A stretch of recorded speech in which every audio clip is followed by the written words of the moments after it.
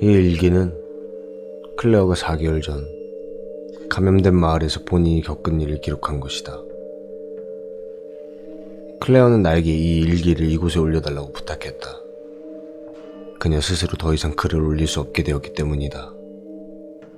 이 일기들이 클레어가 발견한 것들을 충실하게 설명해 줄 수 있기를 바란다. 이 일기의 시작 시점은 클레어가 그 사이트에 글을 올리기를 멈춘 시점과 동일하다. 이것을 올리는 것이 왜 이렇게 늦어졌는지에 대해서는 일기가 끝난 다음에 설명하도록 하겠다. 클레이톤, 여행자. 일기장의 표지에는 이렇게 적혀 있었다. 클레이톤, 그들은 알 권리가 있어. 시간이 될 때 이 일기를 그 사이트에 올려주기를 바래. 그리고 네가 나한테 해줬던 이야기들을 그들에게도 해줘. 하나도 빼놓지 말고. 이건 내 마지막 부탁이야. 내가 저번에 네 부탁 들어줬었잖아. 고마워. 다른 쪽에서 다시 보자. 클레어. 2014년 4월 12일. 이제 전기를 쓸 수가 없어. 미안해. 내 핸드폰 충전기 케이블이 죄다 썩었거든. 플라스틱이 말라 비틀어졌고 구리선은 다 해졌어. 그냥 일어나니까 그렇게 되어있네. 하여튼 그래서 이제 폰은 꺼졌고 내 노트북은 그냥 망가졌어. 이 방 전체가 그냥 다 썩어 들어가고 있는 것 같아. 나도 같이 썩고 있는 느낌이야. 그냥 이대로 시들어서 죽어버리는 느낌. 내 손이랑 발을 보면 그냥 정상처럼 보여. 아무것도 바뀐 게 없는 것 같지. 하지만 변화는 내부에서부터 시작되고 있어. 뭔가가 내 몸속을 기어다니고 있는 게 느껴져. 피부 저 아래에 수억 개의 기생충들이 내 근육과 뼛속에서 꿈틀대고 있는 기분이야. 내 손톱을 자세히 관찰하면 손톱 바닥이 갈색으로 썩어가고 있는 게 보여. 여행자, 진짜 이름이 클레이톤이라고 저번에 말했지? 그 개자식이 엘리자베스 헤즈웰의 노트북을 가져갔어. 자기가 가지고 있는 편이 훨씬 나을 거라면서 자기가 어쩌면 모든 걸 고칠 수도 있을 거라고. 나는 그가 다시 오기를 기다리고 있을 뿐이야. 클레이톤의 노트. 클레어와 처음 만날 때 난 여행자라는 가명을 사용했다. 내 신상 정보를 드러내고 싶지 않았으니까. 내 옛날 게임 아이디였기도 하고 내 이메일 주소에도 여행자라는 단어가 들어가 있기도 하고. 고등학교 때부터 앨런이랑 리사가 날 그 별명으로 불렀었다. 그리고 나중에는 제시랑 엘리자베스가 날 그렇게 부르기 시작했고. 시간관념이 무너지고 있어. 중간중간 기억이 끊기는 건 물론이고 점점 선후관계도 뒤죽박죽이 되어버리는 것 같아. 일단 내가 생각하기에 처음 일어났던 일부터 설명해볼게. 클레이톤이 나한테 그 이메일을 보낸 뒤부터 우리 둘은 많은 이야기를 했어. 문자도 했고 전화도 했고. 난 걔가 날 속이고 있다는 걸 최대한 확실히 해두어야 했으니까. 클레이톤은 계속해서 자기는 날 도우려고 하는 것이며 이 모든 일들을 멈추려고 하고 있다고 반복해서 말했어. 자기가 할 수 있는 일은 다 해볼 거라고.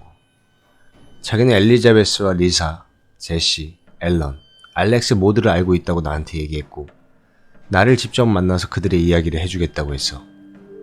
그치만 막상 만나니까 그것에 대한 말을 이런 방구도 하지 않았지. 클레이톤이 나한테 거짓말을 한 건 확실하지만 그가 이 모든 일을 끝낼 수 있는 유일한 사람이었다는 건 역시 확실해. 자기가 그 노트북 비밀번호를 풀 수 있다고 했고 그게 우리한테 유일한 답이 될 거라고 했으니까. 하여튼 그래서 우리는 클레이톤과 만났어. 나랑 블레이크랑 헤더랑. 우리 보고 마을로 들어가는 그 다리에서 보자고 하더라고. 우리는 다리로 갔지. 30분 정도 기다렸어. 아무도 나오지 않았어. 점점 어두워지고 있었던 것 같아. 내 기억으로는 그때 다리 밑에서 뭔가가 질질 끄는 발자국 소리를 내면서 움직이기 시작했어. 소리는 점점 가까워졌지. 헤더는 완전히 겁에 질려서 빨리 가자고 했어. 난 거절했고 그때 난 점점 절박해지고 있었거든. 난 내가 이미 완전히 감염됐다는 걸 그때 이미 깨달은 상태였고 그가 뭔가 방법을 가지고 있다면 어떻든 간에 그와 대화를 해볼 생각이었어. 그 발자국 소리는 클레이톤이 내는 소리라는 게 밝혀졌어. 그는 다리 밑에 있는 베이스 캠프에서부터 기어 올라오고 있었지. 클레이톤을 보자마자 걔가 저번에 봤던 그 가죽 자켓이라는 걸 알아차렸어. 저번에 우리 셋이 차 타고 마을을 한번 쭉 돌 때 가죽 자켓 입은 남자가 드레스 입은 여자를 데리고 걸어가고 있었잖아. 그때 클레이톤은 우리를 피해서 달아났었지. 그냥 평범한 보통의 남자였어. 뭔가 외관상의 특징이 딱히 없었다고나 할까? 생각보다 젊은 우리 나이 또래의 키 큰 남자였어. 어두운 갈색 머리에 덥수룩한 턱수염에 근데 되게 지저분했어. 먼지 투성이의 냄새도 엄청났고 몇 달 동안 길거리에서 지낸 것 마냥 말이지. 전화 통화를 했을 때 받았던 인상이랑은 완전 딴판이라서 좀 놀랐지. 목소리는 되게 또렷하고 발음도 굉장히 정확해서 이런 모습일 거라고는 생각을 못했거든. 그는 다리 난간을 잡고 기어 올라와서 우리 맞은편 다리 끝에 가서 섰어. 그리고 먼지를 털어냈지. 그 다음으론 딱히 별다른 일이 없었어. 우리한테 말 한마디 안 했거든. 난 그의 이름을 불렀지만 클레이톤은 그냥 고개 한번 끄덕하고 우리한테 다가오지도 않았어. 그냥 불빛을 차례로 우리한테 비춰서 한 사람 한 사람 꼼꼼히 살펴볼 뿐이었지. 그러다가 갑자기 얘가 깜짝 놀라면서 뒤로 휘청이는 거야. 난 우리 뒤에서 뭔가가 다가오나 싶어서 뒤를 돌아보았지만 뒤에는 블레이크랑 헤더뿐이었어. 우리는 모두 어리둥절해서 눈만 껌뻑이고 있었지. 클레이톤이 갑자기 우리한테 소리를 지르기 시작했어. 뭔지는 정확히 못 들었지만 나쁜 녀석들 대체 뭐하고 있는 거야? 저리 꺼져. 날 쳐다보지도 마. 당장 꺼져버려. 이 역같은 괴물놈들. 너는 다 괴물이야. 뭐 이런 내용이었어. 진짜 완전 뜬금없었지. 엄청 부적절하기도 했고 솔직히 말하자면 진짜 무슨 정신이상자 같았어. 그가 제정신이 아니라는 걸 그때 깨달았어. 클레이톤이 갑자기 총을 빼들었어. 까만 피스톨.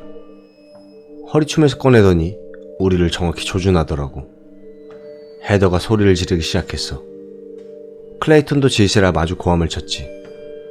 그러니까 블레이크도 고래고래 소리를 질렀어. 헤더와 나를 자기 뒤로 보내면서 난 대체 이게 무슨 상황인지 너무 혼란스러웠어. 진짜 미친 카오스였지. 블레이크가 갑자기 클레이톤을 향해서 두어 발자국을 걸어갔어. 왜 그랬는지는 모르겠어. 병신짓이었지. 총성이 폭발했어. 블레이크는 땅으로 쓰러졌고 클레이톤은 마을 쪽으로 뛰어가기 시작했어. 총알이 블레이크의 오른쪽 어깨를 관통하고도 모자라 헤더의 왼쪽 귀마저 찢어놨어.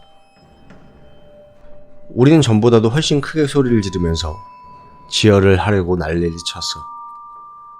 난 블레이크 옆에 앉아서 내 손을 상처에다 대고 힘껏 눌렀어. 영화에 보면 다들 그렇게 하잖아. 압박을 해야지. 안 그래?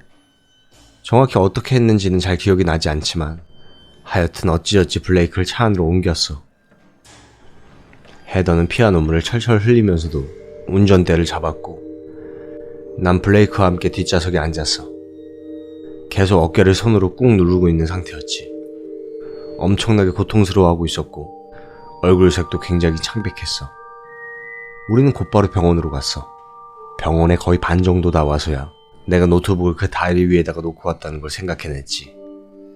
하지만 그 상황에서 그걸 다시 가지러 갈 수는 없었어. 곰팡이랑 온갖 괴물, 감염, 이젠 거기다가 총기 난사를 일삼는 미친놈까지 상대해야 했으니까. 내가 땅에 떨어뜨려서 고장났을 수도 있는데 그걸 가져가자고 그 수많은 위험을 감수할 수는 없었으니까.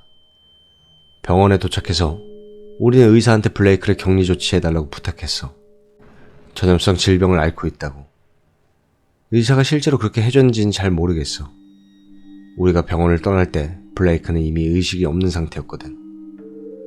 블레이크를 혼자 두고 싶지 않았지만 헤더가 우리 둘이 이런 공공장소에 있는 것만으로도 치명적인 결과를 가져올 수도 있다고 지적했기 때문에 어쩔 수 없었지. 블레이크는 며칠 있다가 다시 모텔로 돌아왔어. 꽤 많이 꼬맨 데다가 진통제도 엄청 많이 가지고 왔지. 의사들이 다들 태어나면 안 된다고 말렸다던데 사람들이 많은 장소에 오래 있으면 안 될 것 같아서 그냥 본인이 재빨리 태어내버렸대. 특히 병원에는 아픈 사람들 투성이니까. 병원 직원들이 우리를 무슨 이상한 은둔자 집단이라고 생각했을 것 같긴 하지만 뭐 될 대로 생각하라지. 이만 줄여야겠어. 더 이상은 못 쓰겠네. 손이 아파서. 너무 피곤하다. 클레이톤의 노트. 클레어의 일기에서 내가 더 첨가한 내용은 혼란을 피하기 위해서 괄호 안에 굵은 글씨로 쓰도록 하겠다. 2014년 4월 13일. 내가 느끼는 바로는 일단 13일이야. 하지만 아닐 수도 있어. 저번 일기를 쓰고 일주일이 지났을 수도 있겠지. 그냥 어떻게 일어나기는 했어. 이야기는 계속해야겠지. 과연 이걸 누가 읽어나 줄까 하는 의심이 점점 들기는 하지만 이 셀프 격리의 제일 안 좋은 점은 너무너무 지루하다는 거야.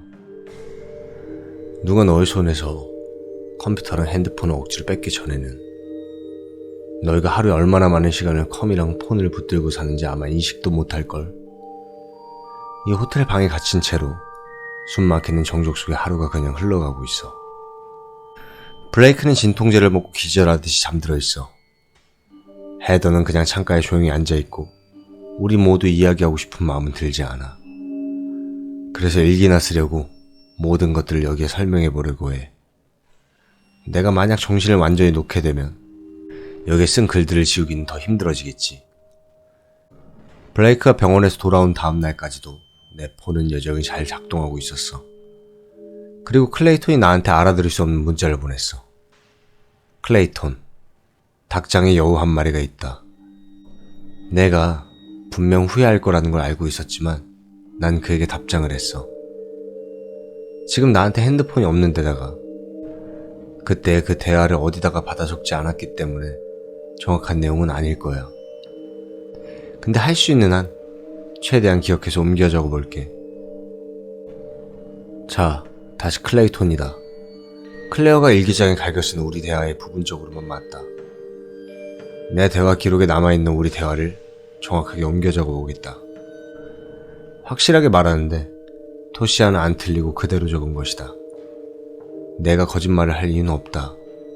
뭐 그럴 마음도 없고. 클레이톤, 1시 3분. 닭장에 여우가 한 마리 있다. 클레어, 1시 14분. 미친놈아, 뭐하는 짓거리야? 넌 블레이크를 쐈잖아. 우리를 그냥 내버려둬. 클레이톤, 1시 15분. 내 친구를 해칠 생각은 없었어. 정말 미안해. 클레어, 1시 18분. 약 먹어. 총 들고 남 위협하는 게 네 일이냐? 너도 그 사람들이랑 똑같이 미친놈이야. 이 문자를 받고 나는 나한테 문자를 보내는 사람이 진짜 클레어인지 살짝 걱정이 됐다. 개체와 리즈는 문자 메시지를 통해서 사람을 조종하는데 아주 능숙하기 때문이지. 그리고 엿을 역이라고 오타낸 게 날 아주 불안하게 만들었다. 어쩌면 클레어가 아닌 다른 그 무언가가 나를 속이려고 문자를 보내는 걸 수도 있다는 생각이 들었다. 그래서 답장을 하지 않았지. 이건 여담이지만 나는 감염된 사람들이 오타를 내는 건 그들의 운동 기능이 점점 떨어지기 때문이라고 생각한다. 그 바이러스가 사람의 몸속에 들어오게 되면 근육의 질이 떨어질 뿐만 아니라 손과 발의 살들이 서로 붙어버리기 때문이다. 개체에게 잠식당한 사람들이 심각하게 오타를 내는 이유가 여기에 있다. 클레어, 1시 27분. 너도 그 사이비 광신도 중에 하나지? 네가 그 나쁜 년 엘리자베스 해주엘의 하수인이라는 걸 알고 있어. 난 이 문자를 보고 흠칫 놀랐다. 난 리즈를 상당히 오랫동안 알고 지냈다. 이 일들이 일어나기 몇 년 전부터 알고 지냈기 때문에 그녀를 아주 잘 알지. 리즈는 스스로를 쌍년이라고 절대 부르지 않는다. 엘리자베스 해주엘은 내가 본 사람들 중에 가장 자기중심적이고 자아도취적인 인물이다. 그렇기 때문에 나를 속이려고 하는 순간에도 결코 자기 자신을 그런 식으로 모욕하지 않을 사람이지. 개체 역시 절대로 리즈를 그런 식으로 부르지 않을 것이다. 그 둘은 분리된 인격이지만 서로를, 그리고 그들 스스로를 그 누구보다도 사랑하기 때문이다. 그래서 난 답장을 했다. 클레이톤, 1시 34분. 난 광신도가 아니야. 그리고 결코 엘리자베스의 하수인도 아니고. 혹시 지금 혼자 있어? 너한테 전화해야 할 것 같아. 네가 알아야 할 게 있어. 클레어는 그 이후로 답장하지 않았다. 나머지는 클레어의 일기장에 적혀있는 걸 설명하도록 하겠다. 그때 내 폰 배터리가 나갔어. 그래서 그가 나한테 전화했는지 안 했는지는 알 방법이 없지. 그 직후에 내 필름이 끊겼던 것 같아. 왜냐면 내가 그 다음으로 기억하는 건 침대에서 일어나 봤더니 내 폰 충전기 코드가 망가져 있었던 거였거든. 그게 그리고 나의 문명사회와의 단절을 뜻하는 시발점이었어. 그가 나한테 하려고 했던 말이 뭐였을까? 뭐였는지. 일기는 여기서 갑자기 멈췄다. 더 이야기할 게 아직 남아있어. 클레어의 일기는 여기서 끝이 아니야. 그리고 너희들한테 내 이야기도 말해주기로 약속했으니까 금방 다시 돌아올게.